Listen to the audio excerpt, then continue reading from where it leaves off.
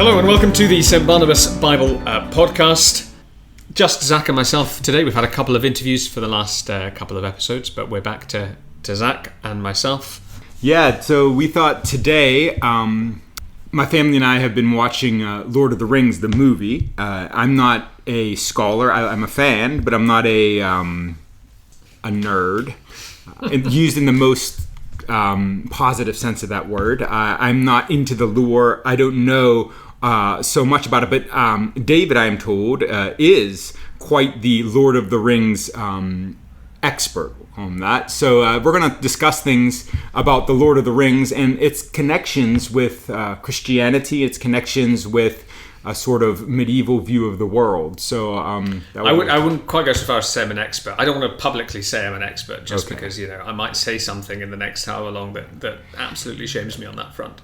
But yes, in my dining room, I have a bookshelf of the books that are, fairly special to me, and a large portion of that is Tolkien. Yes, and there are candles all around. Oh, yes. There are, but unrelated to the Tolkien, unrelated to the books. Yes.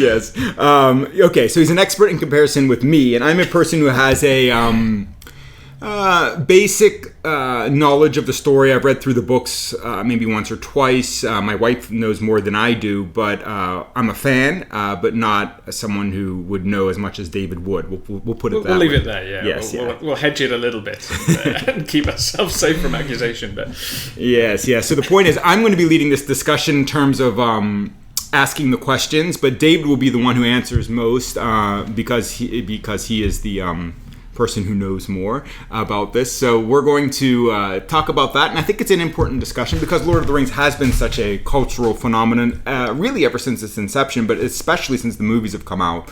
I would go so far as to say that it is one of the most important pieces of English 20th century literature. So I'm going to nail my colours to the mast there pretty up front. I think this is an important topic for Christians to really get a handle on. Yes, and it's one that's been interpreted in different ways too. Of course, Lord of the Rings' fan base is far beyond Christianity, and there are people who want to minimize the connection between Christianity, especially given that there is no explicit religion or not much explicit religion within the book. So sometimes people who, in my opinion, don't really know what they're talking about, would exploit that and say, well, he's not really writing this as a sort of connection with anything else. So it is an important topic. And like you said, the books are very culturally important, and not just culturally, I think they're intellectually important because they're so deep and powerful, and the world within which these books exist is quite deep and quite extensive. Yes, and more than that, what Tolkien was explicitly trying to do, along with a lot of his friends, was to reclaim something of an older worldview that has really passed out of memory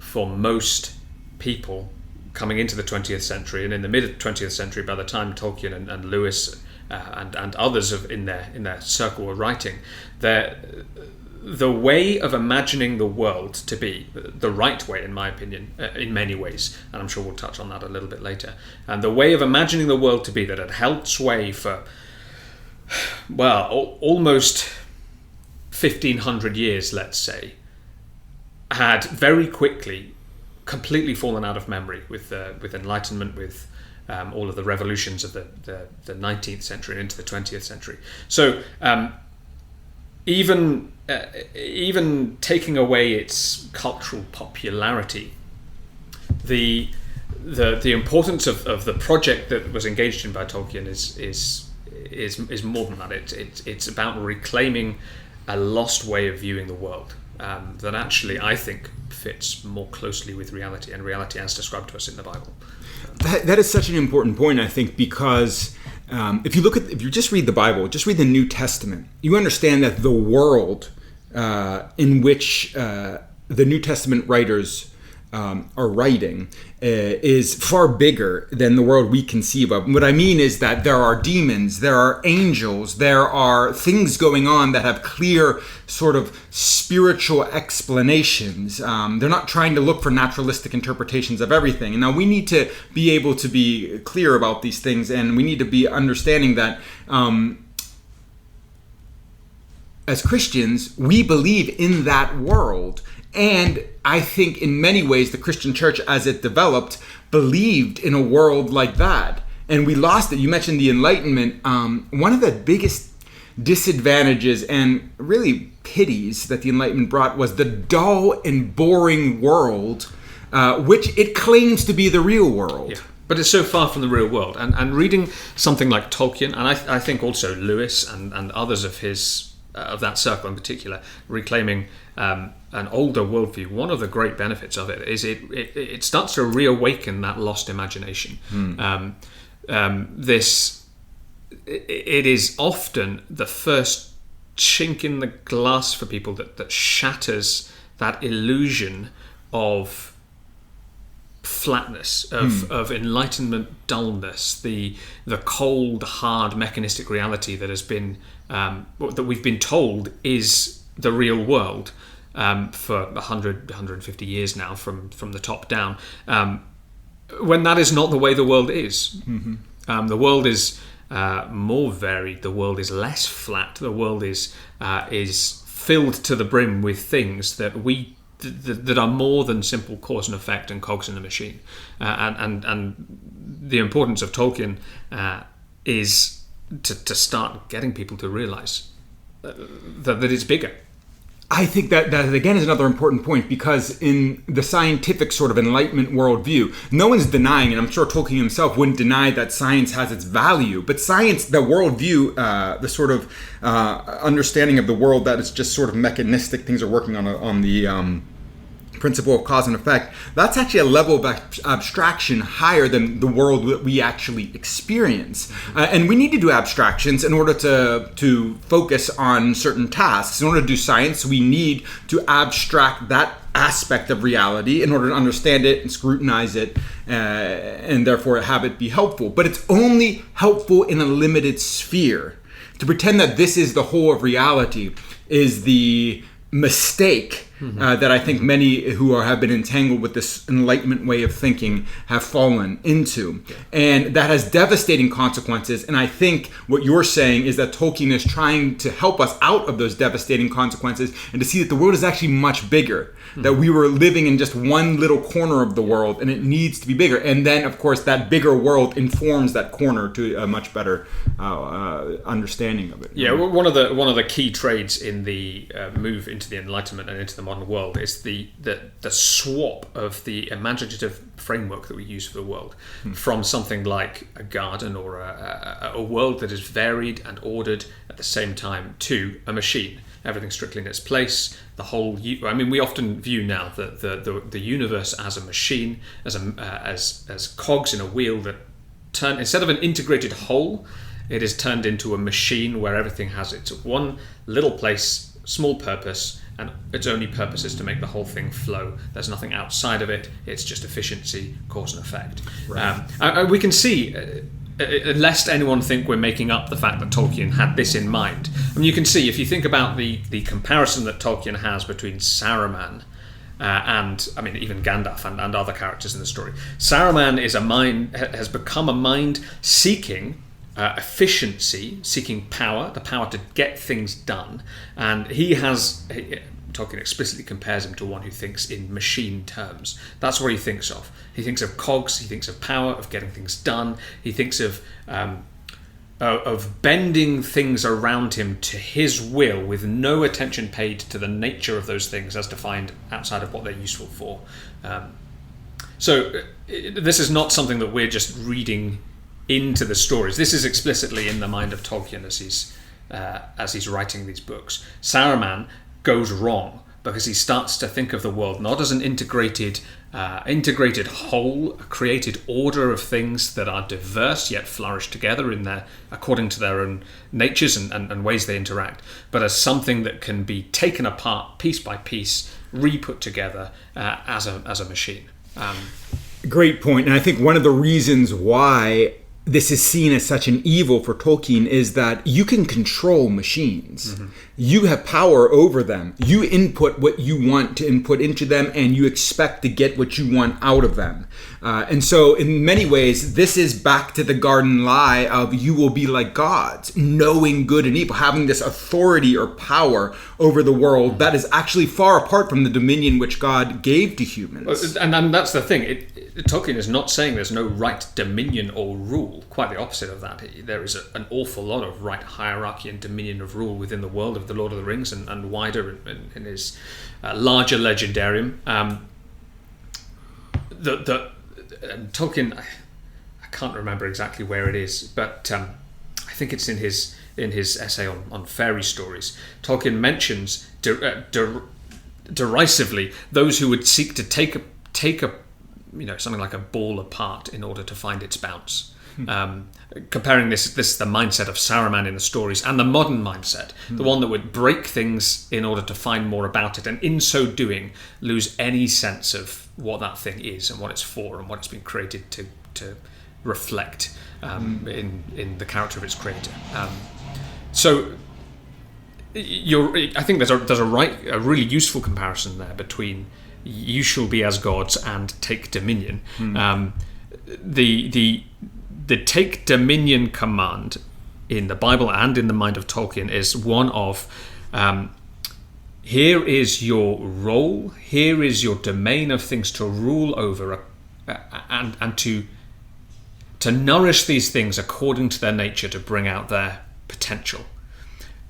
Whereas the you shall be as gods and the domination mindset that is there in Tolkien and the Bible is to force things to your own will, becoming the one to define what things are yourself. And that's a comparison that's at play in Tolkien constantly. It is also really the comparison that Tolkien's trying to make between the modern world and an older Christendom view of the world. Very interesting, and I think it's significant in that way that Aragorn is a healer as well as a ruler. Yes, yeah, the hands of the king are the hands of a healer. Yes, yeah. And so that kind of illustrates that sort of new way, that Christ-like way of holding dominion, which really is the old way which God instituted from the beginning. Okay, let's go into this Lord of the Rings. I'm going to be asking David some questions that I've had as someone who is not as well versed in this, and I think maybe questions that some of others have had about the Lord of the Rings and its connection to Christianity, its connection to the real world. And in the beginning, I want to start with some comparisons between the movie and the book.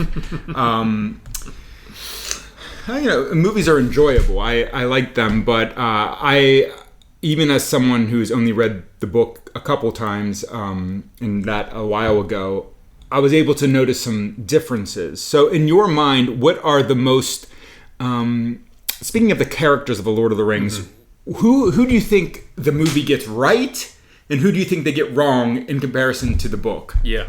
I have great affection for the movies. They were childhood movies that I loved. They introduced me to this world in many ways. Nowadays, I see a lot of flaws in them that I didn't see in the past, but that shouldn't undermine the fact that there are excellent things about them, even though I think they fall far short ultimately of the blueprint they've been given. In terms of things that they do well, visually, there are lots of things done right. I mean, you look at the Rohirrim, you look at Edoras, you look at all of that sort of grandification of Anglo-Saxon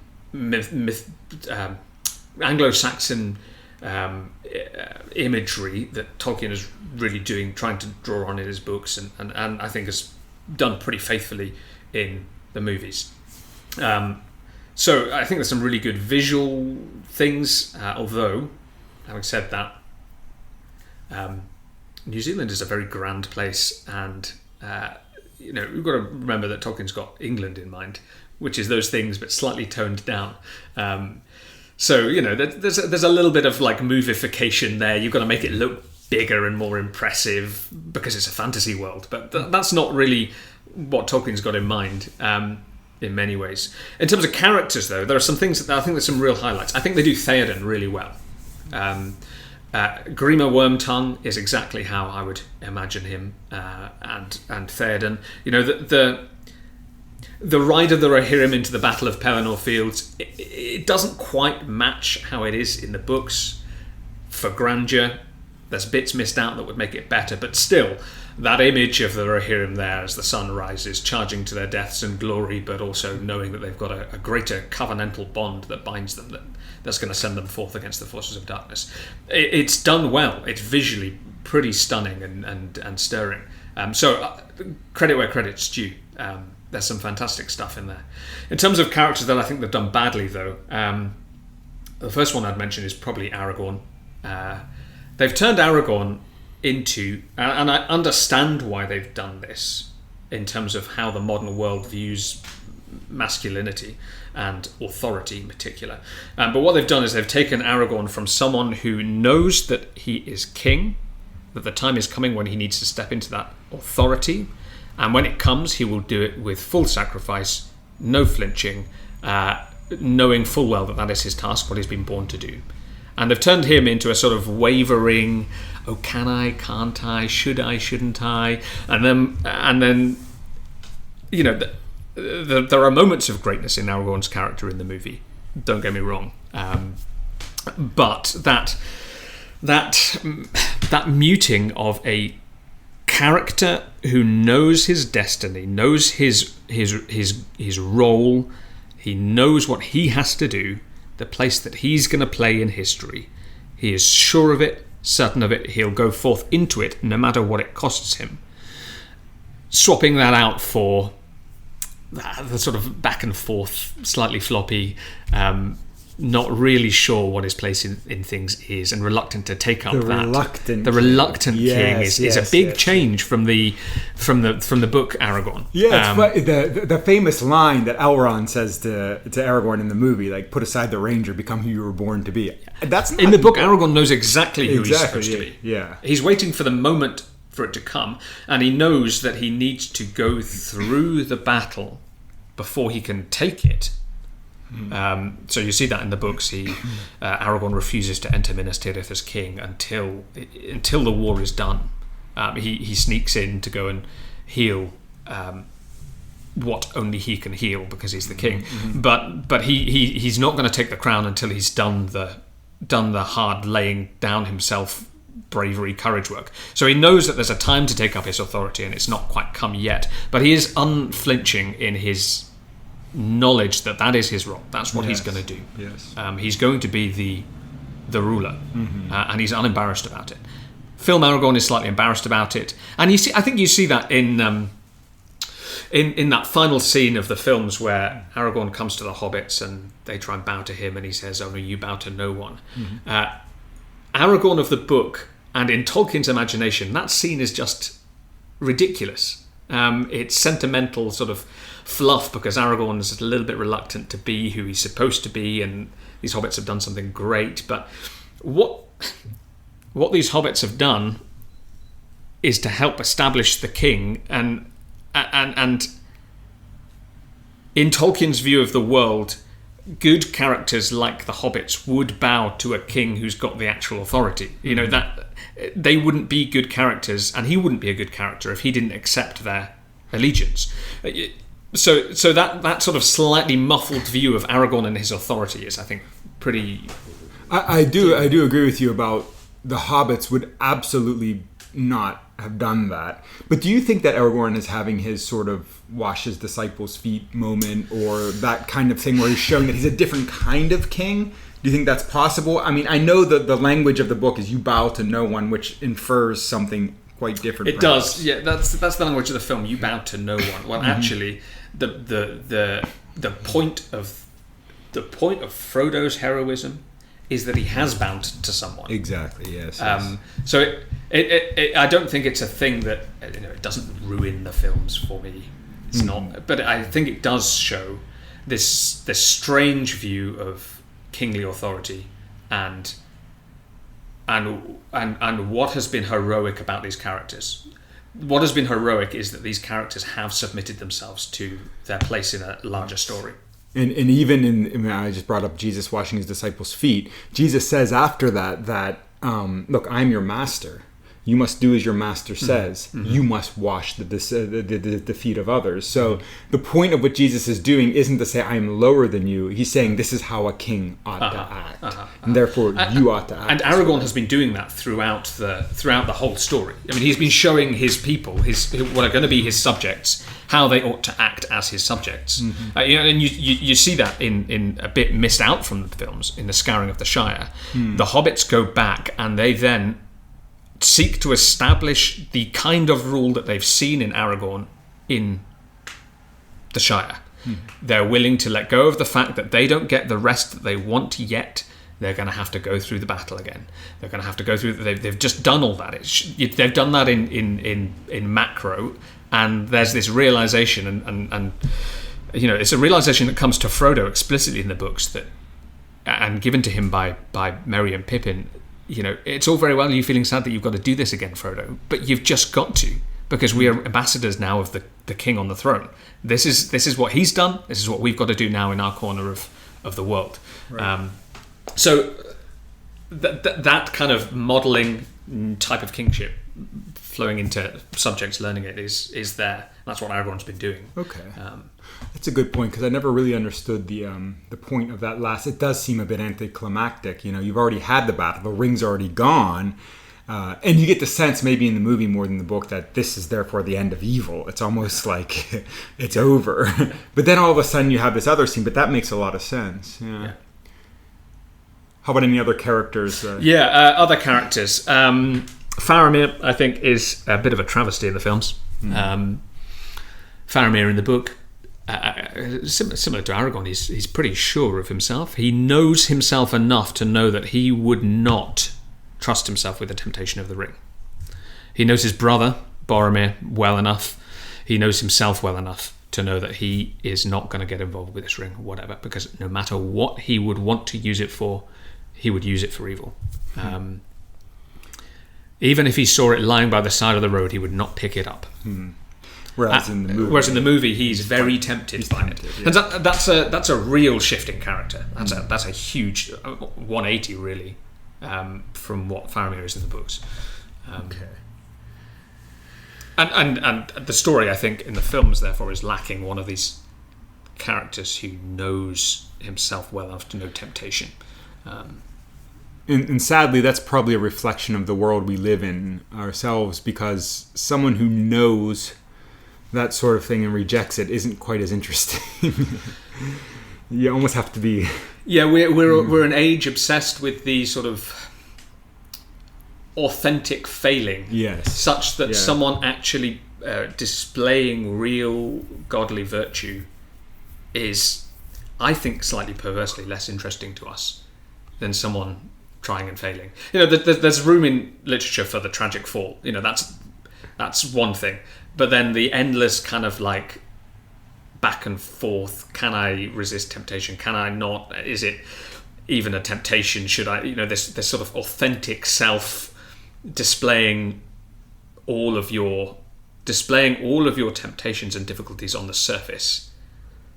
It is seen as more interesting to us, but I don't think that's really that certainly wasn't the way that the world Tolkien is drawing on imagined. That's interesting. I mean, you think of the example of Christ, where in John 12 he's very much, it is for this hour I have come. What shall I say? Shall I leave this hour? No, it is for this hour I have come. Father, your name be glorified. John 12. And then you compare that to the Garden of Gethsemane, where obviously there is a battle there, but that's very private. It is private. It is very private. And we've got to see it because it was for our for our good and our growth. Yes, absolutely. Yes. But it is private. It's important that he's alone when he's doing that. Exactly. Yeah. So it's not to say that Aragorn ought not to have had any sort of doubts or anything about himself, but these things were things he was dealing with as an inward struggle. And I think this points out actually a real, a flaw in our modern world, where we believe that everything that we struggle with internally has to be made public in order for you to be authentic. Yes. Yeah. I mean, authenticity is a great thing. We don't want to be hypocrites, of course. We don't want to be hypocrites, but we've also got to remember that, I mean, why is my struggle any more authentic than the strength that the Lord gives me to resist temptation? We have this sort of mindset now that everything is inherently falling apart. Therefore, the thing that is most authentic is me falling apart. Yes.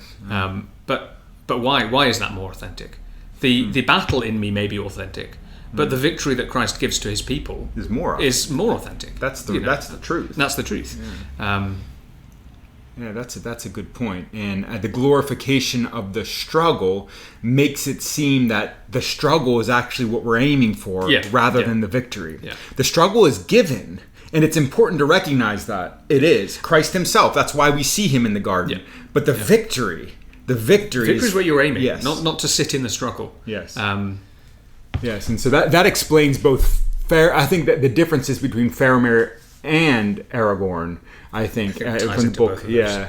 And it's a cultural shift, and like you said, you understand why the movies did this. They want to make people who are relatable, but that says more about our modern culture. It says more about us not wanting to be challenged yes. out of our failings and struggles. Absolutely, absolutely. Rather than any desire. I mean, you look at fairy stories, you look at mythology, you look at the epic poems of the medieval era.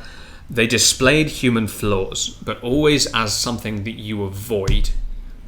And they displayed human virtue and courage always as something for you to aim to imitate. Yes. Nowadays, our literature is, this person looks exactly like you. It's all okay, just sit where you are. And that I think that is that shift, I think, is visible in the characterization in the Lord of the Rings books versus the films. Yeah, and I think one of the reasons for this is that people are very, like you said, authenticity is what's prized, and the worst thing you can be is a hypocrite. And there's a sense in which that's true. But there's more than one way of being a hypocrite. To wallow in your misery and pretend like, I remember having this pressure and giving a testimony. We want to make it as sort of much of a fall as possible so that, you know, your redemption can be just as more glorious. And that's the mentality. So you're making up things about, I mean, I'm not saying everyone who has a testimony makes things up. And of course, God is glorified when he brings people out of any pit. So of course, that is true. As long as you're telling the truth, that's great. But there is a tendency to amplify the fall. Because this is seen as not as virtuous, but as something that is authentic. And authenticity can work both ways. If you've had a great sort of upbringing and your family were believers and you believed from that time, that is just as great of a testimony and even better in some ways. In many ways. And this is what I've obviously helped with the youth group, and this is what I've said to youth before, that actually, God's intergenerational work of bringing believer from believer to another generation of believer is a greater testimony to his mercy, to his kindness, to his blessing on his people in many ways than my family fell apart and then I was dragged out of it, and then my family fell apart again and I was dragged out of it. You know, that is also a great mercy and a great kindness, and it should not be sniffed at. And you know, I don't want to downplay how much the Lord can pull people out of real struggles, but God giving life onwards is also a tremendous thing. Yes, and importantly, I mean, you look at Paul the Apostle. Obviously, he's coming out of something which we would call, that's not how he would have described himself, obviously, as being in that pit. But he, in hindsight, he saw himself there. As Paul, he looked back at Saul and said, "I was in that pit." But it's also something he had to live with for all of his life, as we see in his letters. He brings it up on 3 different occasions, on 3 separate times of his life, within like a long period of time. At the end of his life, in the beginning of his writing that we have. So it's very clear that this is not something he was ever proud of, nor something that he is telling other people to emulate. He does magnify God's grace in that, as we all should, no matter what circumstance we were saved from. But it is certainly not. He is not putting himself up as the ideal, but basically as the motto of God's grace, saying that if God can save me, he can save you too. So he's almost like putting himself low, and he even says so. And by the way, him calling himself the worst of sinners, or that sort of, that it wasn't a badge of honor. No, it wasn't. I mean, and this is something we often fundamentally misunderstand about God's grace and his love for his people. We often think that God's grace for his people is synonymous with him just sort of being patient with them as they struggle. And obviously there's a great deal of patience that the Lord has for us in our struggles. But the point is that God's grace for his people, his love for his people, is efficacious. Mm-hmm. God's grace leads them to repentance. It's transforming. To transformation. Yes. Yeah. Like that's what it doesn't just leave people wallowing in their sins. Yes. It brings them out of the struggle, or Yes. brings the struggle to its end, which is greater righteousness and glorifying God Absolutely. in our lives. And all that to say that Book Faramir and Book Aragorn are certainly a lot better. So. Yeah. Okay, so let's move on to the next question here. We might make this a two-part series. How many podcasts can we get out of this one? This is an interesting topic. Interesting for me, and of course, sure, it's interesting for you too, David. But omissions from the book compared to the movie. What do you think are the greatest ones that kind of leave the book impoverished, the movie impoverished, or that they should have added? What are your thoughts on that? Yeah, so obviously my expertise, if there's any expertise, is not in how to make films. So there's going to be some stuff that's left out of the books, left out of the movies from the books, simply because they don't make good visual art. So some of the things that I might say have been omitted that would make the films better. They might not make better films, but they certainly make better stories, and they make the books a better story. So the Scouring of the Shire we've already mentioned. It's tempting to have a very neat resolution at the end of The Lord of the Rings. Sauron's defeated, everything is now good. But the point of the Scouring of the Shire in the book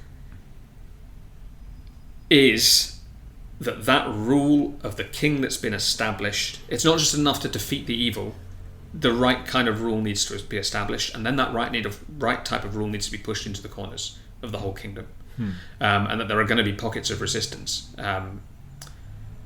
that can be just as miserable for the people living under them. But the people of the king now need to take that and push it into the corners. That is less neat, and I can see why a film wouldn't end on that, and the films are long enough as they are. But the Scouring of the Shire is actually a really crucial fund. It is the true ending of the book.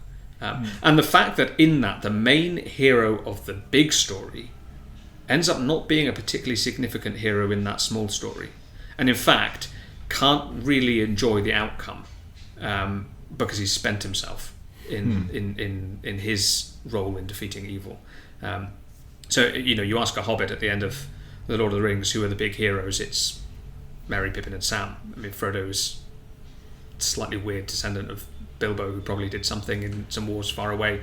But it's a really interesting exploration of what it means to have spent yourself in a sacrificial way for something that you don't quite share in, and that others get the full glory, get a bigger glory of.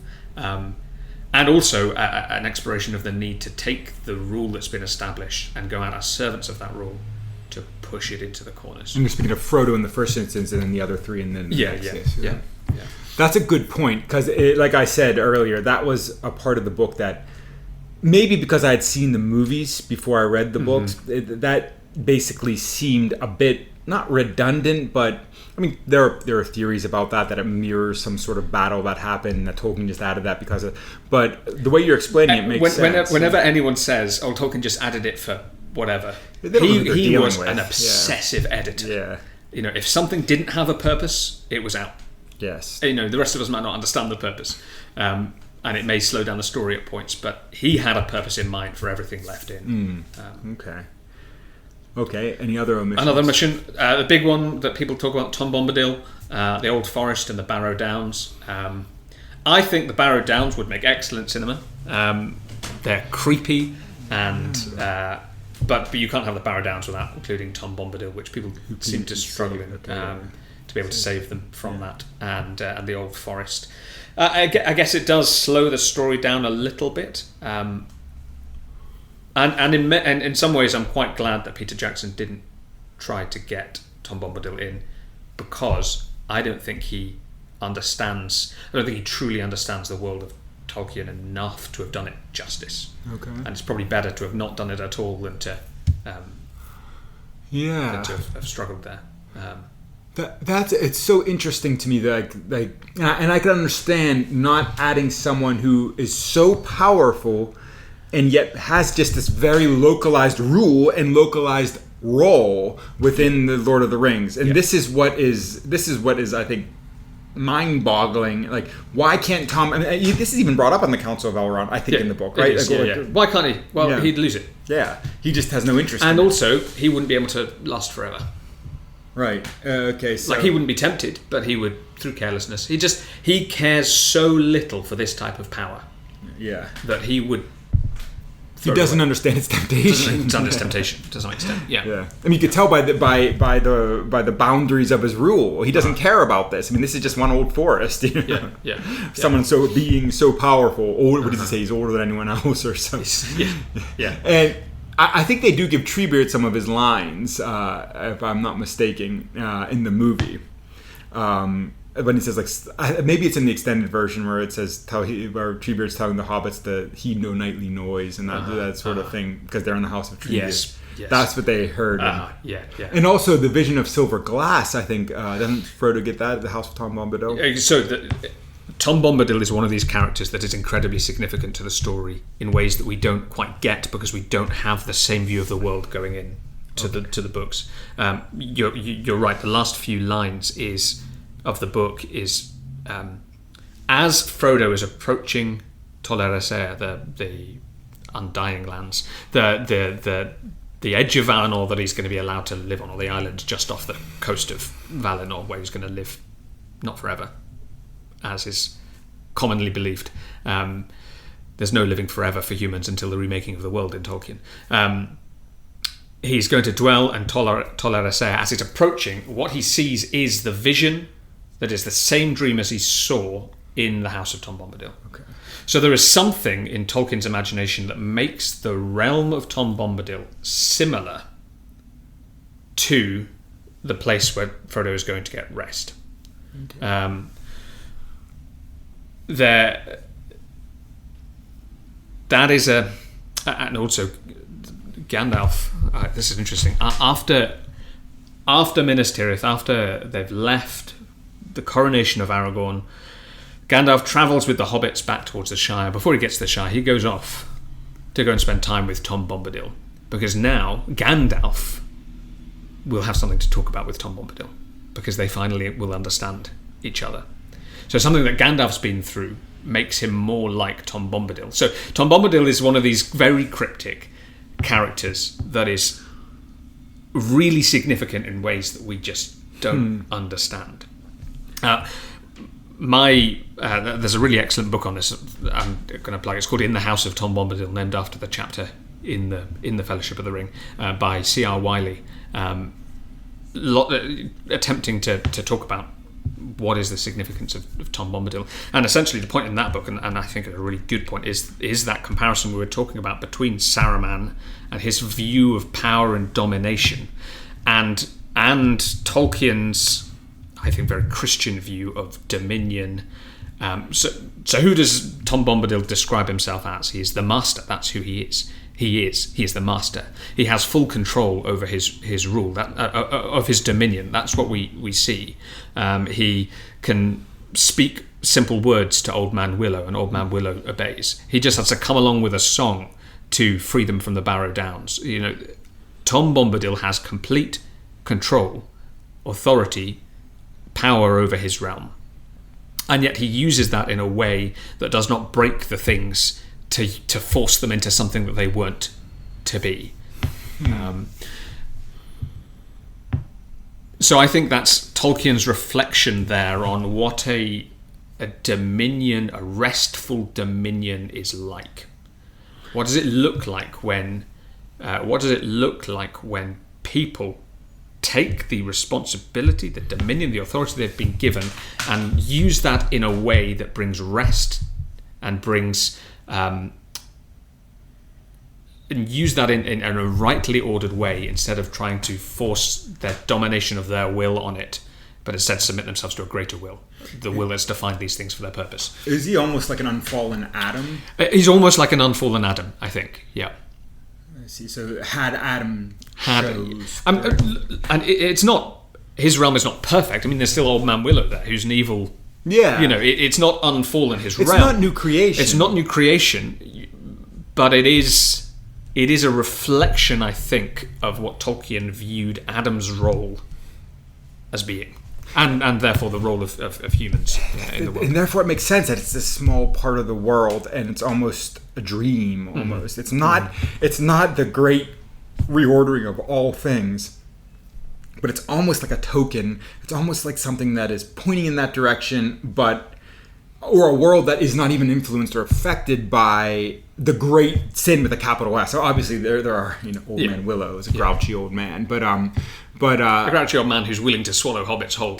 Wow. Tolkien describes him as harboring anger from before anything walked on Earth. This Old Man Willow is just a willow, but he hates things that move on legs with such fervor that when they come along, he will try and digest them. Probably had in mind someone. Yeah. But even him, you kind of like him still. It's not like he's a small evil compared to. Well, he's small in scope. He's not small in evilness. Old Man Willow. He's contained. He's contained. We'll put him that way. Yeah. But that is interesting, and again, you understand the editorial decision not to add him there. It's really opening up something that you don't have time, nor, as you even say, even the intellectual tools, not even intellectual, the imaginative. Tools. It's deeper than just the intellect. It's a wholehearted way of understanding what the world is. And fair enough, all of us are affected by this view of the world. And Tolkien himself was a rarity even in his age. He was, yeah. I mean, him and his circle of friends. I mean, Lewis calls himself the last Western man. Last old Western man. They see themselves. They are right on the end of this way of viewing things passing into memory, and their aim is to stop it disappearing entirely. That is that's interesting. It's so different than the view of the West that the Enlightenment was propounding, like this sort of ever upward, onward through science and progress. That's obviously not what they were trying to do. They were actually trying to say, "Whoa, wait a second here, guys. This is not where we need to go." That's an abstraction of one thing, one good thing, and because you're making it that, you're actually turning it into an idol. Okay, so we have Tom Bombadil. We have the Scouring of the Shower. Any other omissions that before we start talking about the book, rather than? No, I don't think so. I mean, I'm sure there are things that I'd rather were in the films than weren't, but those would be the big ones. The really big ones. What really made an impression is this is actually somewhat more in the extended version. You do get a sense of this, but Faramir and Éowyn's relationship is really, there's a whole chapter I think devoted to that in Return of the King. Yes, there is. And it's quite powerful, and to show once again Aragorn is in a sense distributing or delegating his rule, and this is into a smaller lord. There's that great passage in Psalm 45 when it's Christ in the church, and basically the sons of that union have authority, and they have their own domain. It's a series of overlapping jurisdictions, all nestled under the great jurisdiction. Yes. All authority on heaven and earth has been given to Jesus, or authority and power. So the right to do everything and the power to get it done has been given to Jesus, and yet he gives out dominions in various jurisdictions and overlapping ways to those who are his subjects. Yes. And that is the hierarchical view of the world that is in the Bible, is in Tolkien, and has been forgotten. Yes. By us. But yes, Éowyn and Faramir, and I think the films mangle Éowyn quite significantly, turn her into a little bit of a feminist icon, when that's not at all what she's supposed to be in the books. In many ways, in the books, she thinks that she is trapped in her household. She wants to go and gain the glory that she sees the men gaining. She goes to battle to gain it, and she gains the greatest glory, really, killing the Witch King of Angmar, and yet she finds that her soul is hollow, because she's not created for that glory. And instead, her healing comes when she's willing to submit herself really to the husbandship of Faramir. That's the Éowyn arc that's completely missed by the films. Do you think that it's significant? Aragorn heals her, right? Yes. And it's Aragorn heals her from the Witch King. Yes. But her deep despair does not come from his physical healing of her directly. Okay. But through Faramir and her realization that it was no lesser glory that she was given to bear as a woman in the household of Theoden. That in a sense is the real, we might call it the real need for feminism, or if you want to call it that, or the real sort of masculine, whatever you want to call it, privilege, is that what is viewed as masculine is viewed inherently as more glorious, and therefore, for a woman to be glorious, she must do what men are traditionally. The story doing. of Éowyn in the books is, I think, really against that. She goes for that glory, realizes that it is not her glory. It may be the glory of her brother Éomer, and it may be the glory of Aragorn, and it is the glory of these men, but it was not the glory she was created for, and so it will not satisfy in the way that she always imagined it would, as she imagined herself trapped in the halls of Theoden. Yeah, and once again, redefinition of what glory is and what true honor is in its different ways. And of course, it's not glorious to go out if you want. You can romanticize killing people. That's terrible. That's a huge burden. And while there is glory in fighting evil, you can romanticize that as well, and that is something that is not very pleasant. So it's a burden too, and wherever there's glory, there's also a burden to be born with it, and it's best to be bearing the burdens that are given to us in order to receive the glories that are given to us as well. Taking on that responsibility, that being more visibility in that masculine way, comes with a huge amount of responsibility and therefore burden. And we don't want that. You don't want that unless you're given it. Okay. So we see that, omissions, and maybe that belongs in our distortions too. So having completed that sort of omissions in the book and how they kind of influence the story and give us a sort of different picture of things, I want to go on to something that is maybe a bit controversial in terms of Tolkien. Do you believe that there is any sort of representations? Because there's obviously that famous passage in Tolkien. I forget. I think it's in a letter to his editor. I'm not actually sure. Where he's against allegories, and he vehemently denies that his story is an allegory. And then, of course, everyone afterwards is trying to say what represents what. How is this doing? And they understand that this person is writing in a world, and of course, he's getting his ideas from not just his own brain. He's understanding things. He's reading the ancient lore. He's reading his modern culture. He described it as the leaf mulch of his mind, which is an image that I love. Yeah. All of these leaves have fallen off the trees of the literature that he's read, and they've just sort of rotted down. And he couldn't necessarily pick exactly where it's come from, but it's come out of the leaf mulch. There you go. So I think of that image often when someone. I often think, it'd be great to have a source for this thing that I want to say, but actually, it's not come from any one place. It's come from the general leaf mulch of things rotting down together. Yeah. Now it's too decayed to be able to understand. That's not where it came from, but it's giving nutrients to the thought. There you go. Yeah. Great image there. Okay, so what do you think? I'll put it this way. This is my first question on this. Where do you see the fact that Tolkien's a Christian most in Lord of the Rings? Or at least you don't have to give me the most. Give me some ways. So some ways. Crucially, it is a created world that Tolkien's made. It has an outside agent.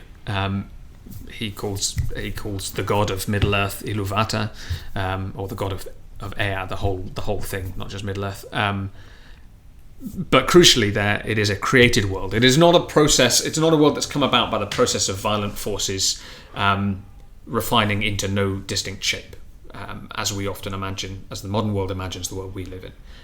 It is in complete accordance with Christianity, a world that has been really spoken into being by a creator God. That is absolutely there. So therefore it is a world, as is the Christian world, it is a world of order, it is a world of design, of purpose. You see this reading Lord of the Rings, Gandalf and Frodo, there's a conversation in the Mines of Moria, I think it is, where Frodo is lamenting the fact that he's had to live through these times, and that it was a pity that Bilbo didn't slay Gollum when he had the chance, and all of these things. And Gandalf's consolation to him is that you're part of a larger story here. This is not random and meaningless. This is going somewhere, and it's coming from a place other than just us as actors doing what comes naturally to us, or just doing the things that are here. It has purpose. It is a bigger story. So that is a fundamentally Christian idea. It is not present really in pagan views of the world, either in pre-Christian pagan or modern pagan views of the world, where everything is just a constant conflict of powers and struggles of at most capricious beings who have no real authority over the whole thing, but just little pockets of power, basically.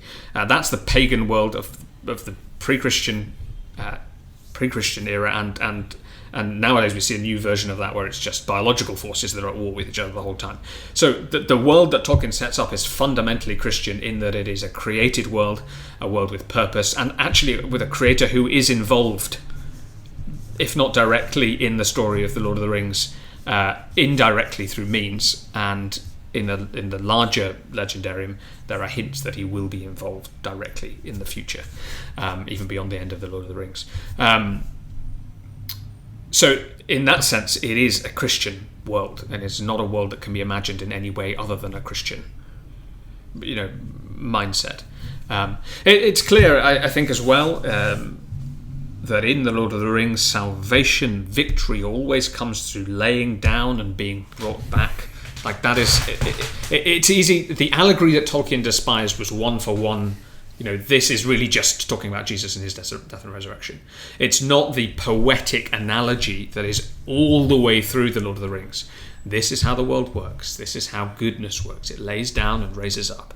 It lays down and raises up. And you see that with Aragorn. He goes to war, risking death, and then is put onto the throne, and his rest comes. You see it with Frodo, most obviously, who goes to Mount Doom with no hope of returning. Is rescued and brought back, but still, and the book ends with him still really being in that kind of like, I've laid it down and haven't quite seen the resurrection yet, even though he's been saved from it. So that is there. Gandalf literally dies and is raised from the dead.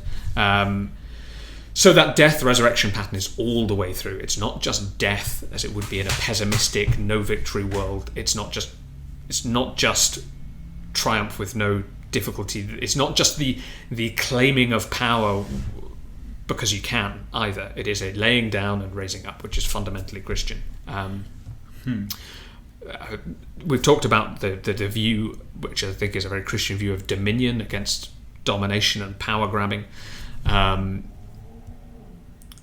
Tolkien hated allegory, the one for one. This doesn't really have a history or life of its own, but he loved poetic analogy. Everything. I think he was asked once whether the office of prophet, priest, and king could be seen in Gandalf, Frodo, and Aragorn, and he said, actually, yes, really. Not in a forced way where he wrote this being like, oh, this is this aspect of Jesus' life, and this is this aspect of Jesus' life, and this is this aspect of Jesus' life, but in a way that reflects the poetic, created reality, the story that God has written into creation and brought most clearly in Jesus Christ. So it is reflecting it, even though it's not a one-for-one allegory of it. That's a good point, because I don't think you could say that there's one Christ figure. No, in there Lord of the isn't. Rings. There are many Christ figures. There are many. I mean, Christ in figures. some ways, it's mostly like Aragorn. Now, he's the king, the conquering king, but he doesn't have a clear death and resurrection. And another way you could say it's Frodo. He's the one who defeats evil, at least the one who mostly is in charge of that task of defeating evil. But clearly, he doesn't have a resurrection. He doesn't have his struggle. He needs Gollum to help him out there at the end. He's not exactly Christ. And then you go to Gandalf. Yes, he does have a death and resurrection, a quite literal one, but he's not the one that's bringing about this victory, or at least not the only one. He's not even the main one. So it's not a one-for-one thing, but you see aspects of Christ in all three of those characters, and indeed in more of them as well. So that is fundamentally Christian. Yeah. And also a fundamentally, I think, medieval way of viewing allegory and analogy as well. But that's a good point to go to. A good place to go to the next area here is that in which ways do Tolkien's Christianity might differ from the way we view Christianity now? And I'm not talking about the world. I'm not talking about the Enlightenment view of the world. I'm talking about the Christian church, and let's just assume a faithful Christian church. What might be a difference? And for better or for worse, I'm not saying that Tolkien's way was better or worse. I'm just trying to understand the differences, because I see some differences, particularly with the way he's envisioning the different kinds of creatures, and whether or not that's just an aspect of the fantasy world or that is reflective of a deeper, more, as you say, medieval worldview. Can you draw that out a bit? Because I think this would be important to understanding Tolkien. I think one of the big differences is you see this in Tolkien, you see this in Lewis, you see this in medieval thinking, you see this really in the Bible, because that's where they're getting it all from. In many ways, the world to them is incredibly populated, not just with humans, though they are the centerpiece of the story, but with, every corner is more complicated and filled with spiritual beings of other types, beings of evil and light, and it is the way that Tolkien, Lewis, the medieval thinkers, and I think the Bible view the world and the story of salvation is one of a whole cosmos that's going to find themselves on one side of this war or not, one side or the other. The salvation of people from individuals from their sins, the forgiveness of sins is central to that story, but it also draws in a whole host of other types of character than just one person by themselves getting to go to heaven when they die.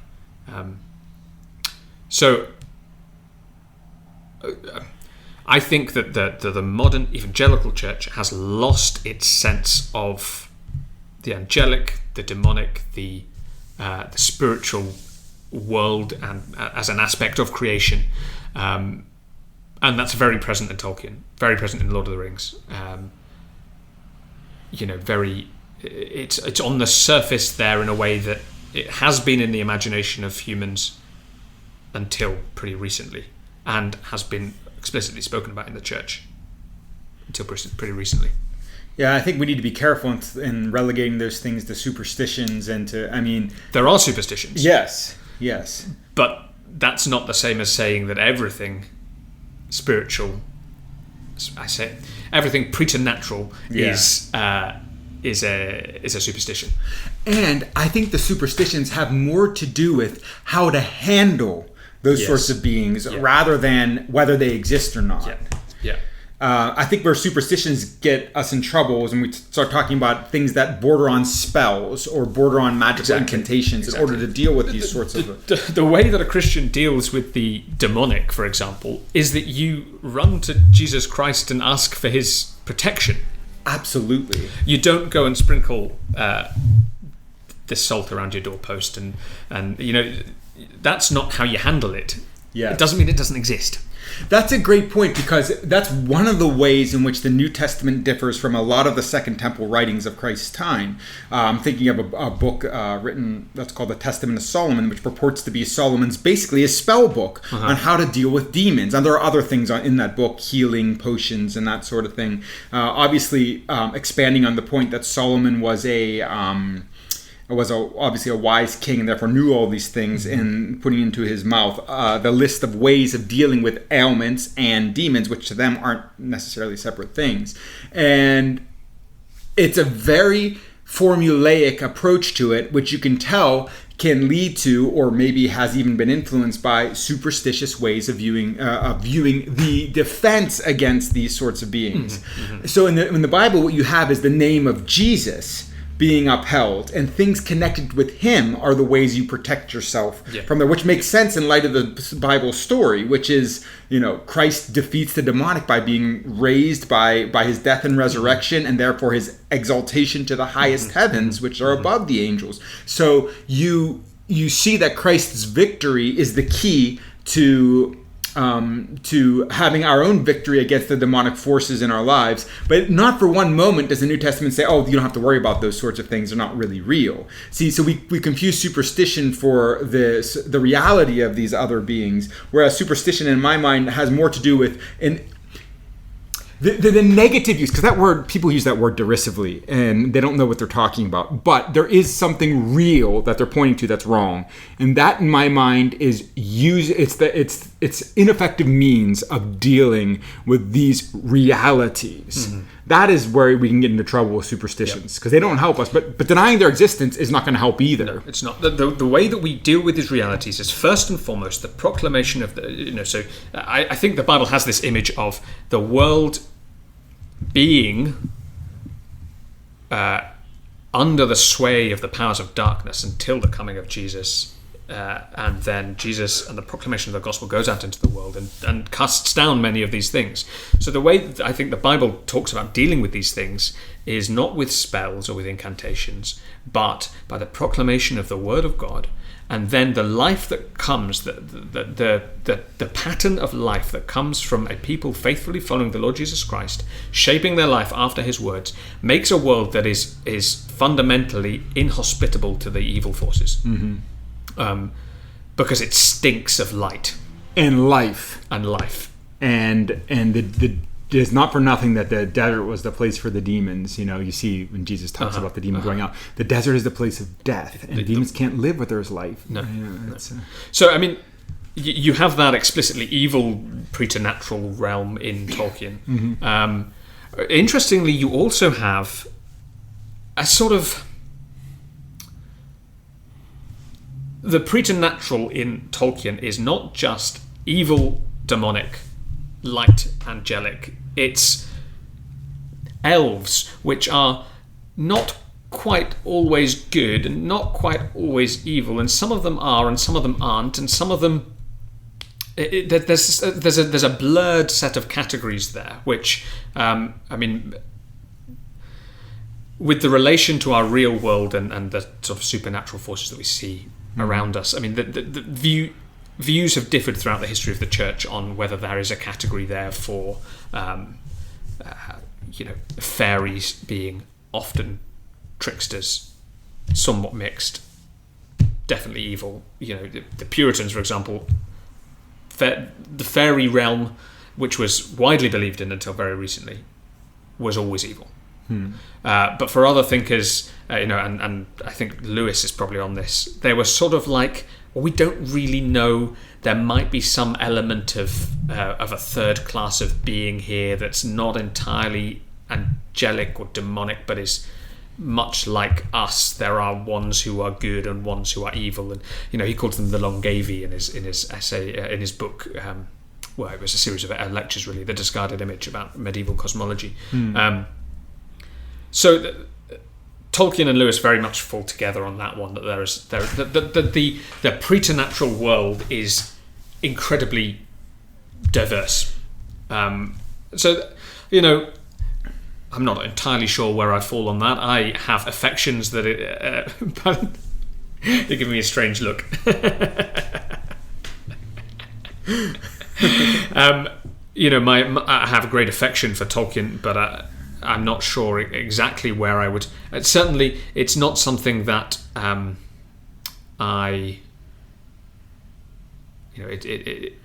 it's not something we're given much specific information on, and so it's not really worth much. Certainly not a hill to die on. Certainly not a hill to die on. Certainly not a hill to die on.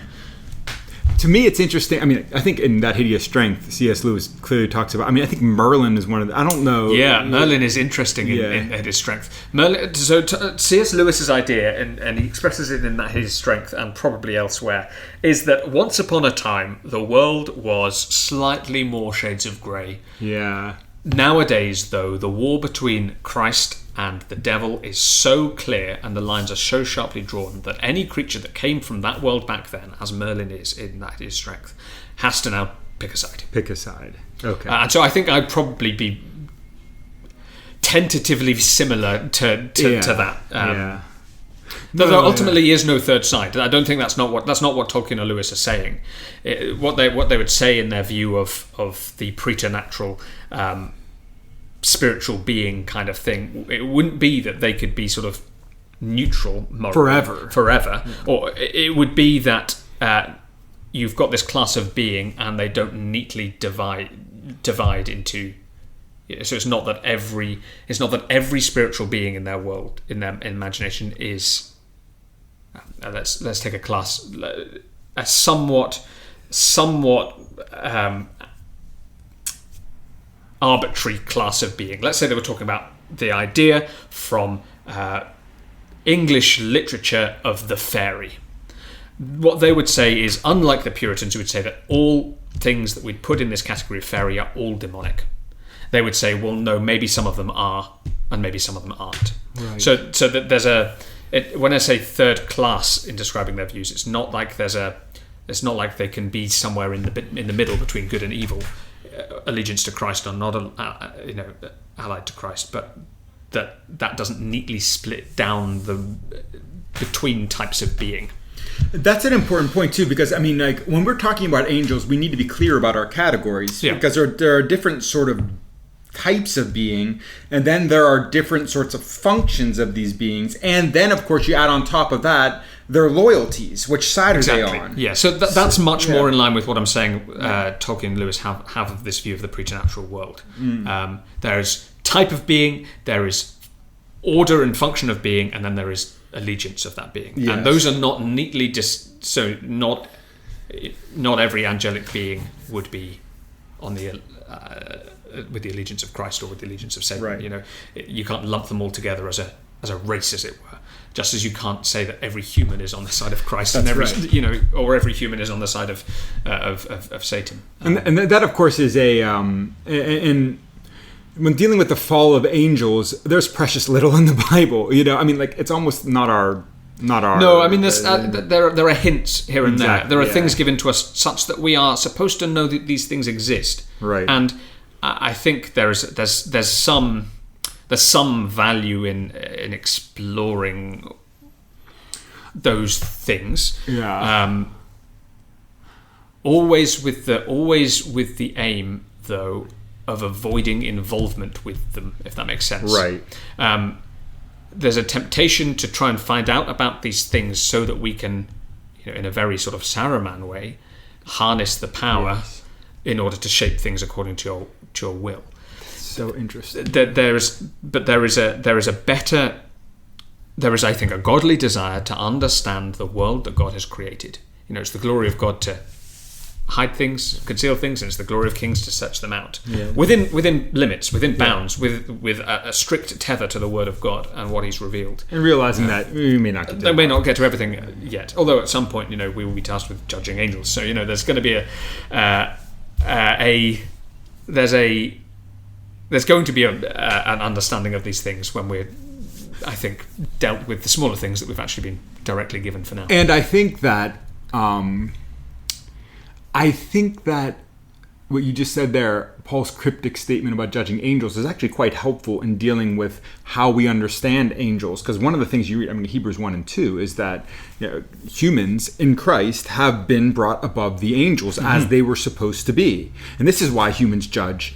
And this is why, and this is, by the way, why Paul is against believers going to court with another believer. It seems unconnected in the context. That's in 1 Corinthians 6. The context is brother goes against brother. You say you're supposed to be able to work this out because you'll be judging angels. You'll be judging bigger cases than this one. Yes, and it's not just simply that. I think there's more to it than that. I think that angels are connected with this age.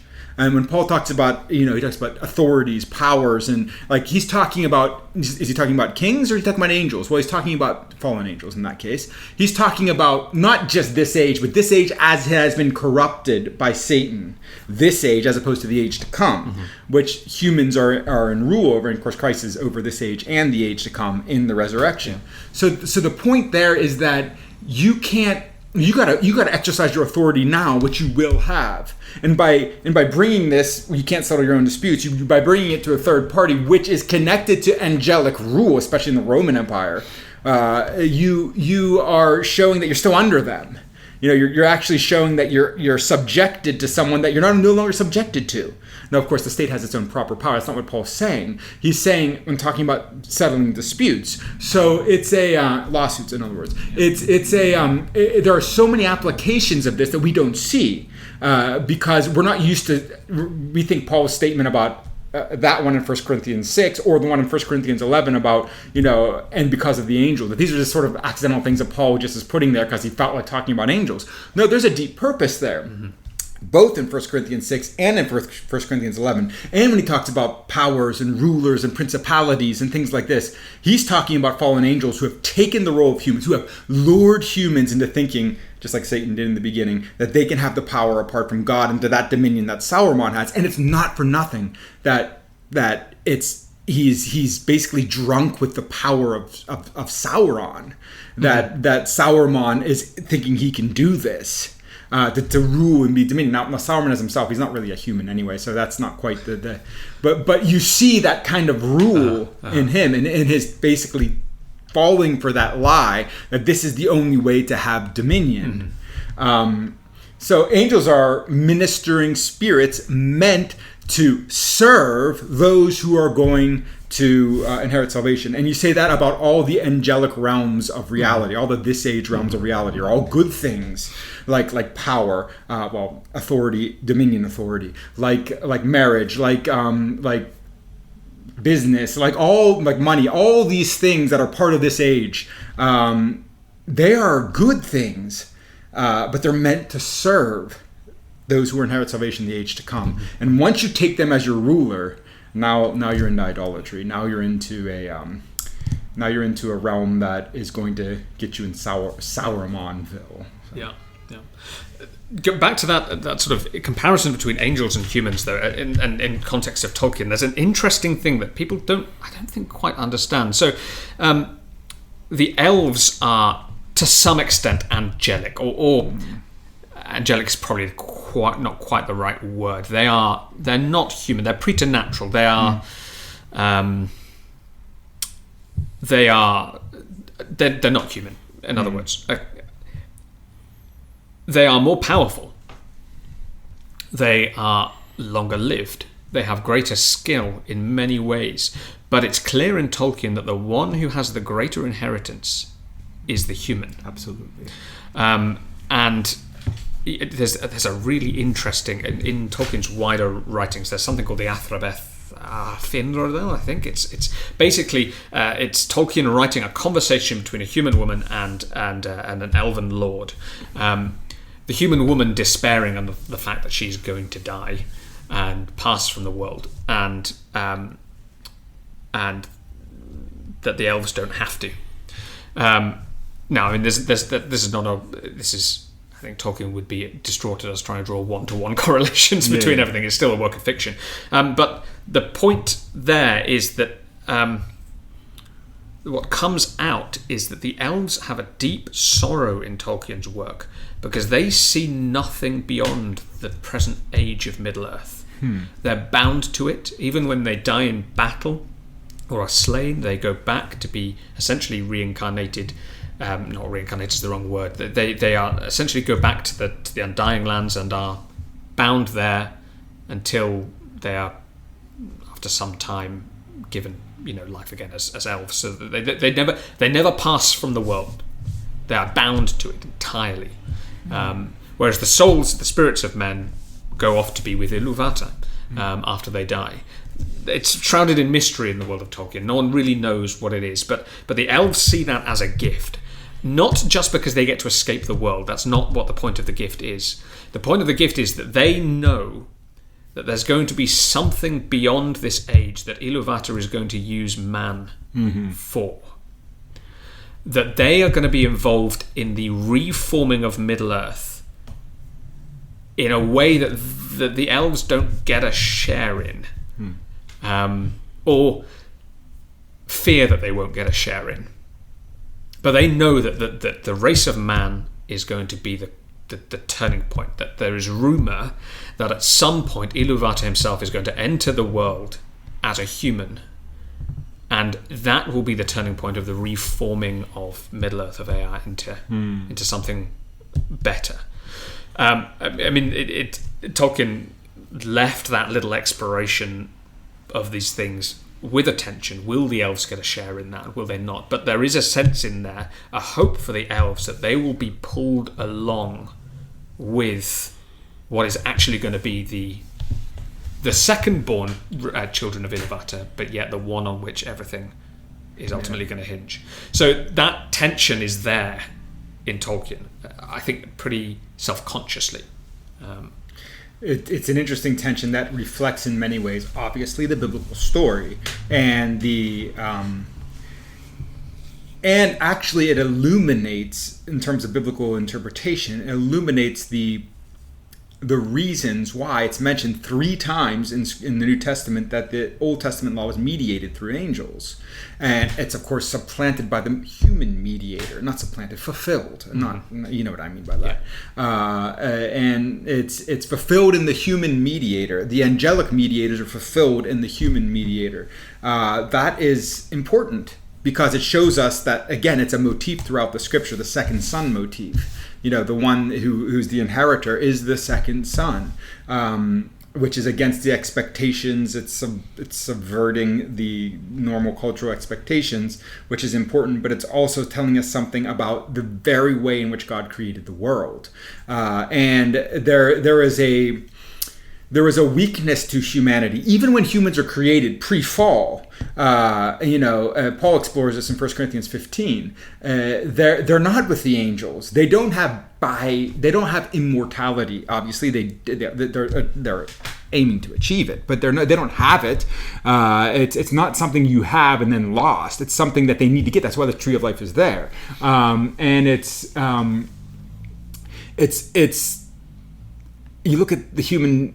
They're so much less powerful than an angelic being, and indeed we are. But that does not mean our inheritance is less. It means that we don't realize who we are or what we will be. They're like babies who still need to grow up into the fullness of mature manhood. Yes. And we get, and of course, the incarnation, the death and resurrection of Christ is an enormous step. It is the maturity of humanity in some ways. And it shows us the way forward. And we have the one mature adult, the resurrection of Christ. I mean, I'm speaking obviously about what I mean by that. It's not that, obviously, there are a lot of mature humans, but meaning grown up. But in Christ, the one who has come to fulfill, has stepped into the office that man was supposed to have from the beginning. Exactly. So not just grown up in terms of got old enough to be a wise person, but the one who has stepped into the full office of firstborn of the dead, firstborn of the cosmos. Yep. And that is, and you get the sense in Tolkien that there is a sort of sadness with the elves because their age is passing, and you understand the temptation of Galadriel better. I think then it's not it's not that.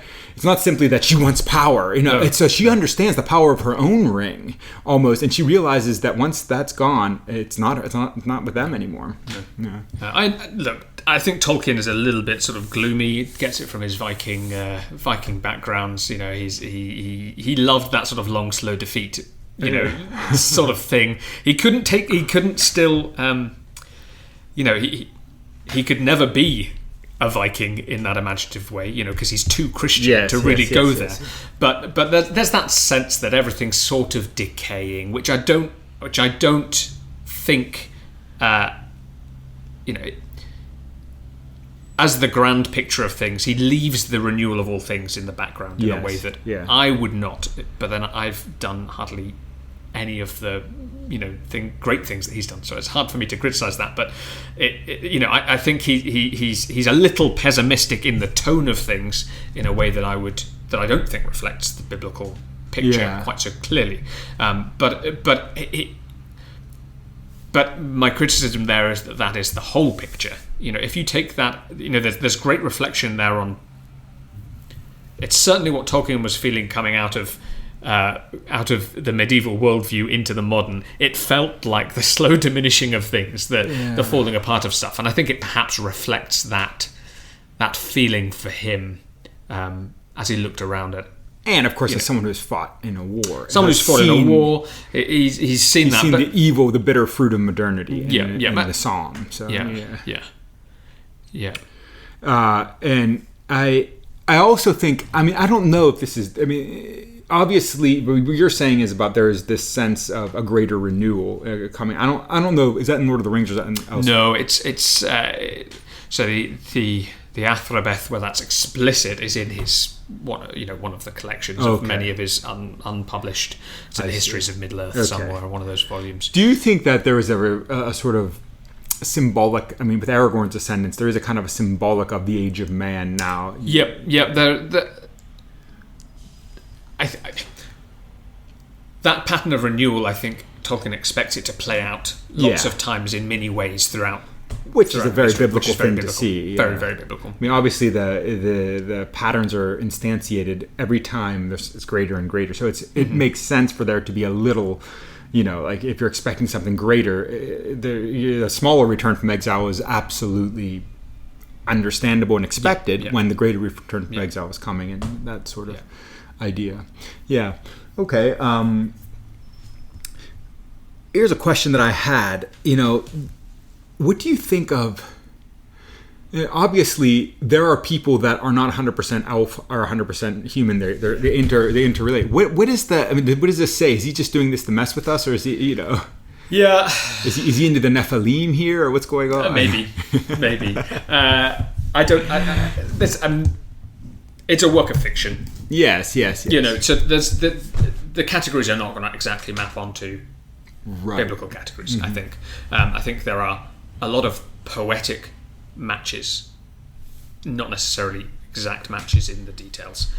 It's important for the story of Middle Earth, in that one of the big instances of it happening in the Silmarillion is Middle Earth is essentially under judgment, a curse brought about by its own actions, with Melkor, the first sort of Dark Lord, ruling everything, and what is necessary really is a representative of both of these races to go to the Valar in the Undying Lands to plead their case and ask for mercy, really. So they're sort of half elven. The union of the two races is important, sort of narratively in that kind of sense of the races of Middle Earth. Full representation of those who are under judgment. That theme is there. I'm not sure I've got much more to say on that one. And then you can talk about where the dwarves fit in and that kind of thing. That's going to be my next question. Who are the dwarves? Who are the dwarves? In the Legendarium, the dwarves are made by Aule the Smith, one of the Valar, one of the sort of sub-creators, one of the small g gods of the world. He is impatient to see proper sentient life after the image of Iluvatar in the world. He jumps the gun, creates the dwarves. Iluvatar finds out well, interestingly, Aule creates the dwarves. He hasn't got the breath of life, and so cannot make them do anything except exactly mimic what he tells them to do. So they're machines essentially, because he hasn't got the power of the breath of life. So he is going to destroy them when he finds out. Basically, I think he's going to destroy them when he finds out just how terrible a thing he's done. He's jumped the gun. He's taken the authority. Who's going to destroy them? To Aule, the guy who's made them. Yeah, okay. He's the smith. He's made them. What's their name? What's the name of the category of being he is? Valar. He's one of the Valar. Yeah. He's made them. I think he's going to destroy them out of remorse at jumping the gun. He doesn't have the right to make races like this. He might have the right to make mountains and things like that, but he doesn't have. He can't mess around with the breath of life. Essentially, Iluvatar has mercy, seeing how much he loves his creation, but does not suffer them to rise to come to being before his children of men and elves, and so puts them into slumber, and then when they awake he gives them the breath of life. Essentially, that's how the dwarves fit into the story. Now I'm sure Tolkien is trying to reflect something of the real world, something of in that. Again, it's not a direct one-to-one comparison with any particular group in the history of the world or any particular type of creature in the history of the real world. But he's trying to reflect there on how real life comes only from God, and there's a type of life that created beings just cannot manufacture. There is stuff that we cannot make, and that the spirit of man must come from beyond the bounds of creation, really. Okay. That's interesting. Yeah, I think I'd always thought about, well, what are the dwarves? What are their? I mean, like, again, not trying to find any sort of. In some ways, they're adopted children of Iluvatar. Okay. Ents. Any thoughts on that? Ents. Yes. So the Ents are. I mentioned Old Man Willow being angry at walking things and how they can chop them down and free to move about. Tolkien in Middle Earth, the trees. This reflects a little bit of that idea of the whole world being very, very packed full with beings. So the trees have spirits and whatever in Tolkien's world. Whether they have in our world is a topic for another time. But in Tolkien's world, they do, and they can be good or evil as well. So they need shepherds, which is what the Ents are. The Ents are the shepherds of the trees. Okay. Because if you don't have good rule over the created order, in other words, it's not necessarily going to flourish into goodness. It can harbour evil. Yeah, so that even the trees need shepherds is what Ents are. That exact metaphysical sort of role within the it's not. Tolkien doesn't talk about them, but and their wives. What happened to the them? Entwives? What happened to the Entwives? Yeah. Well, Treebeard is hopeful that maybe they'll be seen in the Shire. But it's not. They're gone. Yeah. They're gone, and that's the sadness of the. That's another reflection of that. There's a longing running through Middle Earth for a greater renewal. Yeah, They may have gone to the Brown Lands, the other side of the Anduin River, but that's been decimated. So if they have, they're gone. It's an intentionally left rumor. I think it's just people ask, well, what happened? Tolkien must have had some idea. Maybe he did, but the point is that. He intentionally left it that way to develop this sense of life. It's a very powerful sense of loss when your own spouse or your own spouses are gone and have been for millennia. It's definitely meant to develop that sort of longing that something greater is coming. Okay, I'm gonna get to maybe one last sort of question, and that is, it's a big question, I think, but I think an important one, and that has to do with humans as sub-creators. And this is not just, you don't have to, I mean, this is not just with Tolkien, but obviously it's very applicable to Tolkien because he's creating his own world. What's the difference between what Tolkien's doing and the demonic lie to be your own god? like to sort of create your own world where you determine what's right and wrong, and you determine what is good and evil, and what is powerful and weak, and that sort of thing. Yeah. What's the difference here? Because obviously he's a Christian and writing as a Christian explicitly. I mean, even if it's not explicit from the writings, but it's very clear, as we have seen. Yeah. Tolkien's view of subcreation is, I think, the idea that as humans we are made in the image of a creator God, and therefore we have a desire to create our own things.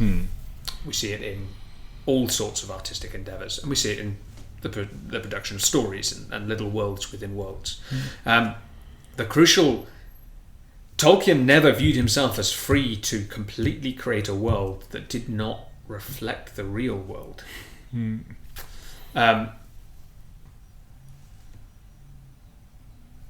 reason that Tolkien's work has stood and has been so popular is because it really does, in ways that people do not notice, it accords with the real world. It matches, it fits, it goes with, it's after the pattern of the creator and his creation. It's interesting to go to an earlier author who heavily influenced Tolkien.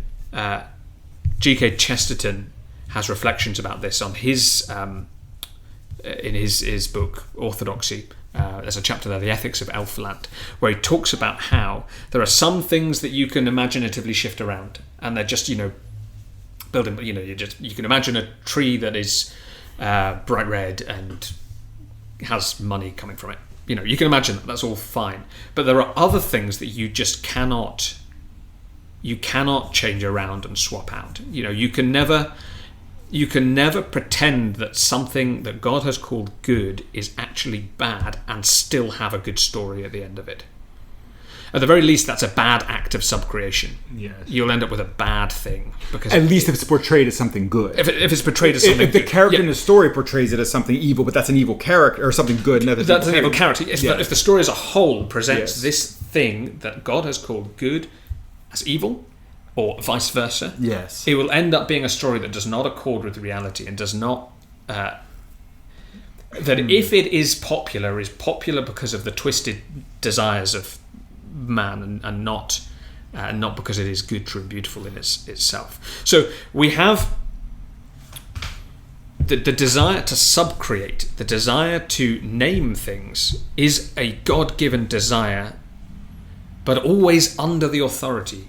It's always a submitted thing. It's always it's a sub-creation, whereas what people try and do when they try and be their own God is to become the creator. They're not trying to sub-create, they're trying to create. Sub-creation necessarily involves a fixed order of things that has already been created. And for it to be a good act of sub-creation, it needs to be in line with that. Partly because if it doesn't, it will fall flat pretty quickly. That then brings us back to where we started with, really talking about the difference between dominion and domination. Exactly. Yeah. It's subcreation is an act of dominion. It is an act of dominion. It is an act of taking the things that God has given and God has defined and spoken into being, and then drawing out the things He's hidden in them. Yes. But He's hidden them in there. They're there. They're there. You can bring out the many varied glories that God has put in them, but you can't fundamentally change the reality of what that thing is. Okay. And the act of subcreation is to do that in line with how God has created things to be, to take dominion, not dominate them. Yes. And to break them apart and reassemble them. So an act of domination would be completely to govern these characters, this story, even by determining right and wrong, and not just within a character. You can write a character that way, but that character must be seen as doing something wrong. And if that character triumphs, the story ought to be a tragedy. Yes. And so your subcreations are not real in the sense that they're not depicting something that has actually occurred in our life, but they're real in the sense that they're talking about how life in this world is. Yes. Yeah. And this is a reflection in one way or another, with obviously fantastical elements, and that is part of what it means to be human too, and that's a good thing. But it is, these fantastical elements serve to enhance, in one sense, the reality of the story, not in the sense of its correspondence to actual events, but in a sense of its truth at a deep level. Yeah. This is how we live in our world. And that's the function of fiction, essentially. Yeah, and Tolkien's explicit about this in his essay on fairy stories.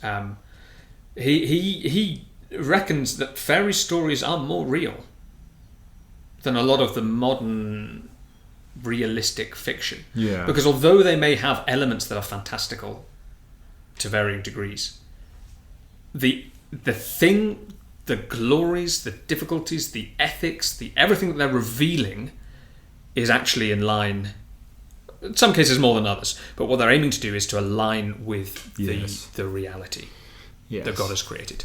And I also think, maybe as an aside, is that perhaps we don't see the fantastical elements as real in that sense because we've closed our eyes. Yes, to them as well. I would say there's a large element of that as well. Yeah, but that being said, even if they're not real in that sense of the word, as corresponding one-to-one to the reality we experience, they're true at a deeper level. That's what good fiction does. Yes. I mean, this is what, and it's why a lot of modern fantasy is terrible, even if it has the same trappings as Tolkien, because it inhabits and assumes a fundamentally different kind of world than the world that God has actually made. And whether humans want to or not, we can't escape it. That's the big lie in saying that you will be like gods. We cannot be like gods unless we have real dominion and under God. Exactly. We're created in God's image. We are like God, but not with the authority, power, and ability to determine that God has, but under God in that way. Sub-creators. That makes all the difference in the world. It does. It seems like a fine distinction if you're not thinking about it, but when you think about it, it makes all the distinction in the world. One says God is God and I will do according to his Yes. pattern, and the other says I am God and he is not. I mean, you could think of, for instance, a general under a king. You know, there's one thing for a general to be invested with all kinds of power and authority to do the will of the king. It's a completely different thing for that general to rebel against his king. It's in some senses, he might think he's gaining power by doing that, but he's really doing the opposite of. He's doing the opposite thing. In one sense, he's being a good, loyal general. In the other sense, he's being a complete traitor. So it's you can see that there are some similarities or superficial similarities, but the real. The fundamental idea is completely opposed. The two ideas are completely opposed. Yes. All right. I think that can lead us to the end of this discussion, a long discussion about this, and a very enjoyable one, at least for me. I think it was great talking about this. And I think it's not just Tolkien, as you said earlier. It's that this is about the way we have developed as a society. And Tolkien was trying to preserve something which he thought and we think is worth preserving. Because it is the way God has made things. Exactly. It's not just because Tolkien wrote it. Yeah. And Tolkien self-consciously was doing this. He was, yeah. And that's important for us to remember. We're not putting this man on a pedestal and saying, no, we must follow this man. We're saying that this man and the others with him are trying to preserve something that is good because it's Christian.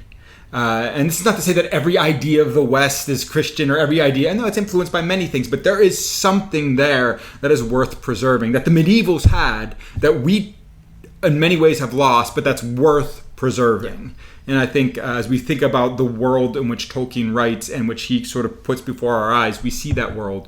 And we ought to be ones that are seeking to preserve that, not because Tolkien said it, not because it came from the West, in quotes, but because it came from God himself and in Scripture. And so that is why we think it's worth to read this book and to ponder it and to live in the way that it puts before us. And to think that those sorts of things, because we believe that God is present in the world. That, again, not perfect, but it's a way of we can see God's work and God's character and His creation. So yeah, thank you, David. Thank you for thank you for letting me talk about my one of my favorite topics. Well, it was enjoyable for me as well, so thank you.